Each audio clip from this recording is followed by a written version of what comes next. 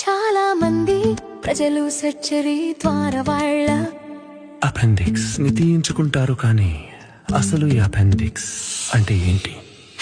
చూడండి, మన పెద్ద ప్రేగు మొదలయ్యే చోట ఒక చిన్న ట్యూబ్ లాంటి అవయవం ఉంటుంటుంది. దీని పేరే అపెండిక్స్. ఇది సుమారు 7 నుండి 10 సెంటీమీటర్ల పొడవు ఉండి పొట్ట కుడి వైపున కింది భాగంలో ఉంటుంది.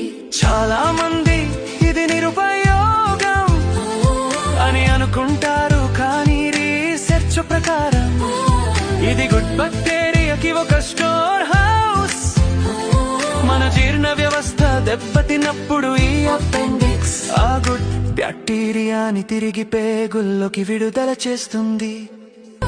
కానీ అసలు సమస్య ఎప్పుడు మొదలవుతుందంటే, ఈ అపెండిక్స్ లోపల ఏదైనా ఇరుక్కున్నప్పుడు అరగని ఆహారం, ఇన్ఫెక్షన్ లేదా చిన్న స్టూల్ ముక్క, దీని వల్ల బ్యాక్టీరియా పెరిగిపోయే అపెండిక్స్ నెమ్మదిగా వచ్చడం మొదలవుతుంది. ఈ కండిషన్ అపెండిసైటిస్ అంటారు.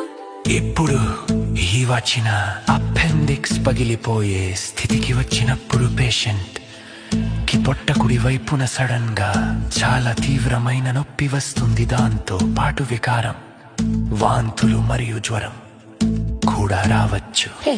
ఒకవేళ టైంకి సర్జరీ చేయకపోతే అపెండిక్స్ పగిలిపోవచ్చు. అప్పుడు ఆ ఇన్ఫెక్షన్ అయిన ద్రవం పొట్ట అంతా పాకి పెరితోని తీసానే ప్రాణాపాయ స్థితిని కలిగిస్తుంది.